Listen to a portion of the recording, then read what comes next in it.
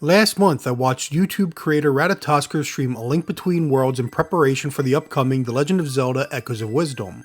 During each stream, members of the chat would frequently make mention of The Legend of Zelda the Minish Cap in a favorable way, as did Ratatosker himself. This provoked me to finally play the Minish Cap for the first time on a Nintendo Switch Online, and was an experience that had me thinking very much about the Zelda series itself, as well as how I engage with the game after resorting to an online guide for assistance. As such, this video is going to be broken up into multiple parts. Firstly, analyzing and critiquing Minish Cap as its own thing, then a contemplation on certain tropes of the franchise, followed by a more personal discussion on the nature of utilizing guides when playing a game. A bit different from my usual, but all of these considerations are necessary to fully grasp my experience of playing the Minish Cap for the first time roughly 20 years after its release. It is a good game after all, but it's also a game that I struggle to want to play again.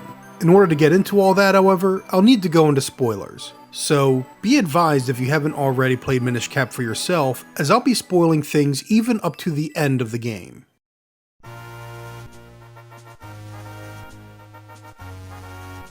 The dungeons were, by far, the most enjoyable part of Minish Cap, as it should be, as dungeons were always an essential part of the Zelda franchise, until Breath of the Wild. Unfortunately, one single playthrough isn't enough to really delve deep into the design, but I can certainly say each one had a good flow to it. Though I did not feel as if I was being led on a leash, I instinctively followed the critical path throughout each dungeon with few or minor hiccups. Though the experience was linear, it did not feel linear, and to me that is a mark of a good design. The first dungeon makes a good impression as it capitalizes on the creativity of Link shrinking down to the size of an itty-bitty creepy crawler. Enemies appropriately take the form of insects. You float around on water using lily pads rather than wooden rafts. And you can even slip inside of a barrel, propped up in such a manner that every step taken spins it around and creates new pathways through the holes in its side. Admittedly, there was an element of nostalgia to these dungeons, feeling very reminiscent of A Link to the Past while being new and fresh. The same can be said for the bosses, who not only felt familiar in regards to the Super Nintendo predecessor, but even felt as if it carried forward ideas from Ocarina of Time. For example, the Fortress of Wind's boss, Mazal, is themed similarly to Ocarina of Time's Bongo Bongo, where you must use the bow and arrow to strike at the weak points in their hands. Minish Cap simply adds the twist of shrinking down to access the machine's internal weak point as well.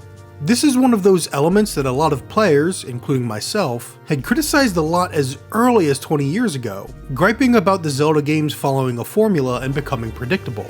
Now that I'm older, I've come to appreciate how a boss will creatively utilize a dungeon item or that particular game's core gimmick to craft an encounter. I think the problem is that the more experienced you are at video games, or even at a specific franchise, the more you'll see those tropes and crave something new. The real question, however, is what this design choice accomplishes. For example, you don't have obvious weak points in Souls-like games, but that's because the combat is not intended to be a puzzle. It's intended to test your reflexes and ability to think on your feet, or the ability to adjust your build to counteract your opponent's strengths, to learn attack patterns so you know when to evade and when to strike. Much like its dungeons and world, Zelda is more puzzle-oriented than it is combat-oriented. Yes, there is combat in these games, but you're not meant to just slash at your opponents. This is why charging moblins deflect your blade from certain angles, or you need to work out a proper tactic against the shields of the Dark Nuts. The trick to some foes is perhaps more trouble than it's worth, but given the simplicity of the mechanics, it can allow for a more varied and challenging experience without being too stressful. The game is more interested in encouraging you to use your full arsenal than it is in testing your reflexes. The dungeon bosses are built similarly, and in a way that players of varying skill levels can conquer. So even if I, a 39-year-old gamer whose journey with the franchise began with the very first Legend of Zelda, can figure out at a glance how I'm supposed to take down a boss using that dungeon's treasure, it's not necessarily a fault of the design, nor does it mean the boss is no longer any fun. Let's take a look at Gleerock, the boss of the Cave of Flames. I may have known that I had to use the Cane of Pachi on them, but I first needed to observe the attack patterns to find a proper opening. And in case it sounds like I'm contradicting myself from earlier, keep in mind this is hardly reflex-based, as dodging the attacks is not that much of a challenge, though finding the right angle to hit that shell with a cane spell can be. Once the shell had flipped, I still didn't know how Gleerock's weak point would be revealed. Then, once striking that weak point, I needed to be attentive enough to notice when Gleerock is about to wake up. Knowing how to do something versus executing on it are not the same, and many of the bosses in Minish Cap were effective at challenging my execution. Or, to put it another way, even if I figured the boss out at a glance, the fight is still not straightforward. The only time this wasn't so simple was the final boss, whose second phase introduced a protective barrier against its floating eyes that I needed to strike at, and I couldn't figure out how to remove the barrier. Additionally, the final phase was not quite so clear regarding its use of the Cane of Pachi, and the smaller size of the eyeballs gave me the impression I had to minify to do anything about them. This falls more in line with a sudden difficulty spike at the game's end, however, as there was never a real sense of danger throughout the game prior. It wasn't until I was facing down several Dark Nuts in that final dungeon, desperately utilizing bombs and discovering an ability to stun, that I felt truly challenged, and by the final boss I liberally used the Nintendo Switch Online's rewind feature because this boss hit hard and the fairies were nerfed compared to prior games. Nonetheless, this is a combination of the game increasing the difficulty, a lack of clarity on the game's part, and my own struggles with experimenting and figuring out the intent. However, we'll get into that latter part a bit later. On a second, third, or fourth playthrough, I'd easily be more prepared to face the challenge. Either way, it should be clear that, even as easy as most of the game had been, I very much enjoyed the dungeons, bosses, and combat of Minish Cap. If it were just up to these aspects of the game, I'd probably replay it more regularly from here onward.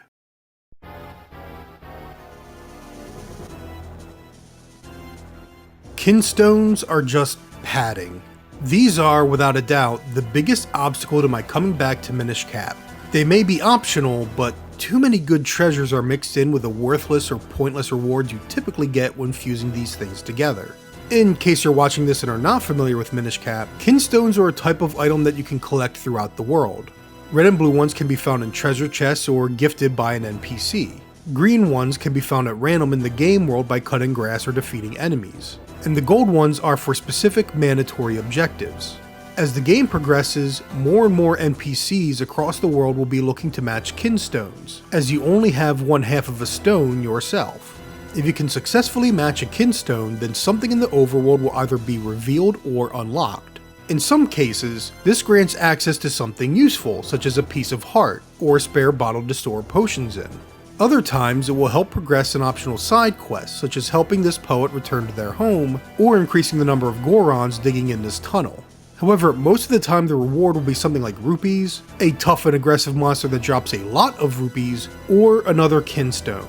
That's right, one of the most common rewards for fusing a Kinstone is another Kinstone. In fact, many secrets the player will be teased with early in the game will yield little more than a Kinstone. There are a lot of fusions that can be done, and so few provide a reward that will actually strengthen the player in a meaningful way. Which is why I say this is padding. When you're playing for the first time, you don't know what you'll get when you fuse a Kinstone. So you'll be fusing with anyone you can, exploring each opened up pathway or revealed treasure chest, and most of the time the reward you get will be unhelpful. On rare occasion, you'll get that one useful item such as the piece of heart, but if you want to replay the game a year or two later, how would you remember which person you fused Kinstones with to grant you that access?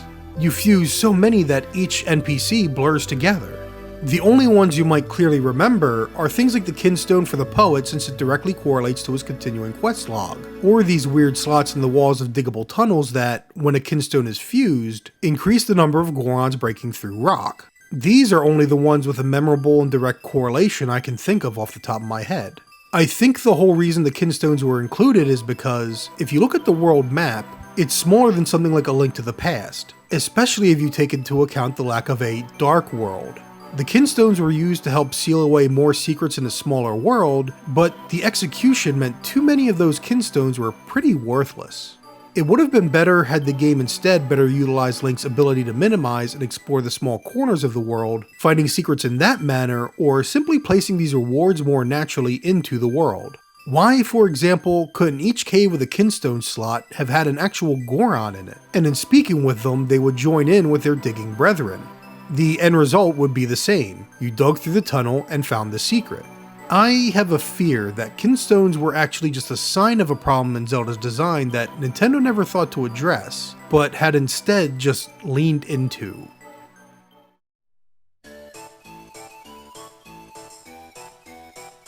I don't know how it took me until Minish Cap to realize it, but the Legend of Zelda franchise is perhaps the biggest example of how even Nintendo fell into the dopamine design trap. More dopamine drips means more fun, right? More chests scattered throughout the world, with more musical jingles and more Link poses and more positive text gassing up the treasure you just found, even if that treasure isn't very valuable.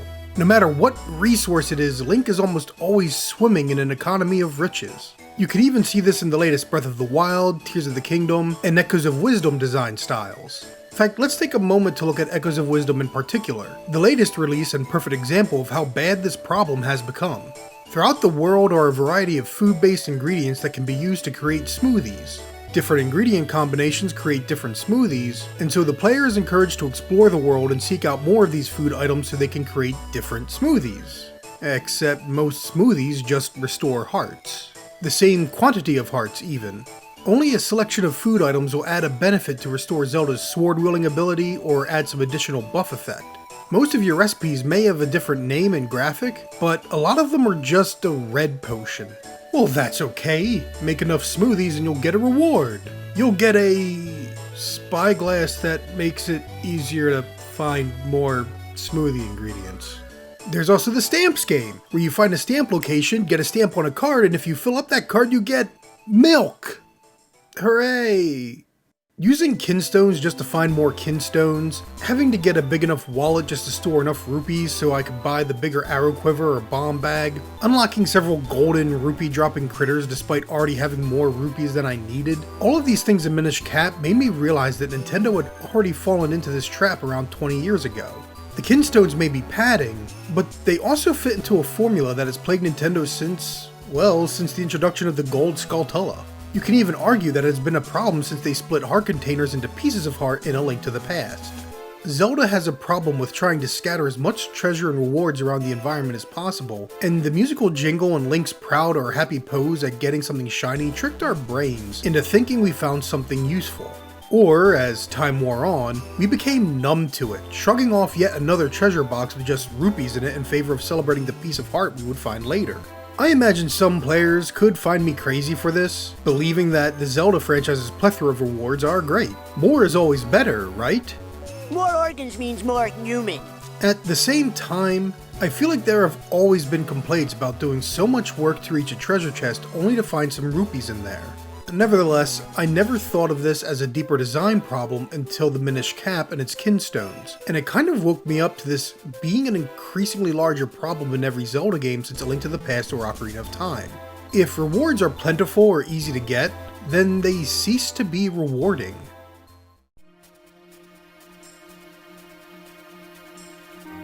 When I was a child playing A Link to the Past for the first time, I had an official Nintendo Power strategy guide that revealed all of the game's secrets to me. I used this guide pretty regularly, to the point I don't even remember if I ever got stuck playing the game because I always had this guide handy. By the time I was a teenager and in college, such strategy guides are falling out of fashion, but only because websites like GameFAQs were a quick search away. Nonetheless, this decreased my reliance on strategy guides if only because they were not accessible by my side, resorting to GameFAQs only if I got stuck. As an adult, however, I prefer not to use guides at all. Unfortunately, there are times where I'll succumb to my impatience and will search for a solution to some problem I'm banging my head against. Each time I succumb, my willpower to resist the lure of the guide grows weaker. I succumb more times than I'd like to have or to admit to for Minish Cap. Part of this may be on the game's design. I say may because, honestly, it is hard to objectively gauge as my best comparison is to A Link to the Past, a game that I not only admitted to using a guide for as a child, but I've also played so often that I know each step through the game nearly by heart. It is impossible for me to get stuck in A Link to the Past, barring some old man dementia settling upon me. Even so, let's take a moment to consider some of the Minish Cap's design. After you've completed the Cave of Fire, you are rewarded with the Cane of Pachi. I naturally assumed that this cane would allow me access to the next area I would need to go, as is typical of the Zelda formula. With this cane, I could charge holes in the ground so that they shoot Link up into an elevated platform. However, there were a few platforms that capitalized on this new tool, and at most I got to plug many holes with rocks to create shortcuts. I wandered the town a bit and discovered a number of large jars I could flip and minify upon, only it did not really lead to the next step. Finally, I made my way to Hyrule Castle, wherein I obtained the ability to duplicate Link and push larger blocks. My new tool, the Cane Apache, was completely unnecessary to further progress through the game's story. This felt very counterintuitive, getting a new tool only for it to have no relevance for the next step in the game's critical path. Nevertheless, the ability to duplicate Link and push blocks allowed me passage to the next region, that is, the swamp. Unfortunately, I needed the Pegasus boots by now and, well, this is where a seemingly obvious connection was instead obscured. After pushing that block, the game gives you a cutscene that shows the villain, Vati, impersonating the King of Hyrule and taking over. I ended up going back to Hyrule Town, and in doing so checked up on the Shoemaker, who naturally you should be thinking of when it comes to the Pegasus boots. However, nothing had changed yet. So, going to the swamp, and being told I'll need a special item in order to cross the murky waters, I went back to Hyrule Town, but I explored anyone but the Shoemaker. I assumed I'd need something like gloves or whatever to move the shoes he was working on that were in Link's way. Instead, I just went back to Hyrule Town too early. You can certainly blame my own foolishness for not realizing I should have gone to the Shoemaker to get some boots, but by then I had already been throwing off exploring Hyrule earlier trying to figure out where to go next. I had tried so many different things and places, all of it to reach a dead end, that I had completely forgotten the Shoemaker even existed. The real issue is that once you're done at the Fire Temple, the Mount Crenel, the game tells you that there's a sanctuary located within Hyrule Castle that requires the 4 elemental MacGuffins to power up your blade. I had assumed this meant I needed to get those 4 MacGuffins first. Instead, that was supposed to be the hint to go to Hyrule Castle next. Was this my fault for assuming I needed to use the Cane Apache rather than going to Hyrule Castle like the game said? Is it that I have expectation built up from how prior Zelda games worked? Was it a poor choice of wording on the game developer's part to say you need those 4 pieces to power up the sword, rather than saying go to Hyrule Castle and see if you can find the sanctuary or something to that effect? It can really go many ways here. I wondered if perhaps it was just as easy to get lost in A Link to the Past after the Eastern Palace. However, Sahasrahla specifically tells Link to visit him after he gets the first pendant, and then rewards the player with the Pegasus boots. Those Pegasus boots may not help access the Desert Palace directly, but they are necessary if you wish to get the Book of Medora, which is what allows you access to the Desert Palace. In other words, you know to go from the Eastern Palace to Sahasrahla. However, there is a problem here as well, where Sahasrahla advises Link to go to the east of Lake Hylia, where you get a Ice Rod, which has nothing to do with getting the Book of Medora, and is a completely optional tool altogether. So I suppose even A Link to the Past had its own hiccups, but at the very least, the Pegasus boots were necessary to get the Book of Medora. So there is at least there a logical progression from A to B to C. The greater problem when discussing this, however, is who gets stuck where is going to differ from person to person. Minish Cap was filled with moments for me that had me wandering over all of Hyrule trying to figure out what I was missing or supposed to do next, and every time I got sick of wandering around sooner and sooner, impatiently looking for a guide to give me a hint. And yes, I did use a guide to figure out that I needed to use the wind jar on these dark spheres surrounding Vati, or to use the Cane Apache to flip the detached arm, even though the arm doesn't suggest being flippable. Some of this is the game's fault in design and a lack of clarity. Perhaps Nintendo only had so much oversight given this title was developed by Capcom, allowing more of these issues to slip through than you typically get in a Nintendo game. Or perhaps some of it is just my impatience as an aging gamer that's been able to progress through dozens and dozens of games the past 2 decades without needing a guide, regardless of how guided those experiences have become. This isn't something with a clear answer, at least not based on a single playthrough. I know using a guide had a deleterious impact on my enjoyment of Minish Cap, however. Would I have had a better experience if I refrained from using guides? I don't know. I could have had an even worse experience depending on how long I wandered lost for. Some of it, however, is certainly at the fault of the designers for making some basic logical progression mistakes in their design.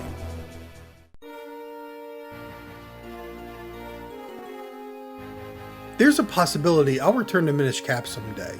It was mostly fun. When I had beaten it, I immediately thought about how rewarding a second playthrough could be, until I remembered the Kinstones. They really do hamper this game's replayability, and as such, I'm not sure when I'll go back to play just for fun. I could see why so many are fond of the game though. The dungeons and bosses were a good time, the animations were absolutely charming, and taking inspiration from Wind Waker for the art design was perfect. It's enough to make me wish I'd played the game long ago when I first owned a Game Boy Advance, or at the very least when I got it for free from the Ambassador program for Nintendo 3DS. Even so, the kinstones and many other aspects of the game's design were sort of a step in the problems that would develop in the Zelda franchise. Problems that, sadly, haven't been fixed with the recent shakeup found in Breath of the Wild, and have ultimately left me cold on Echoes of Wisdom. At the very least, I may come back to Minish Cap just because traditional Zelda may well be dead. Regardless, thank you for watching the video, and I hope to see you next time.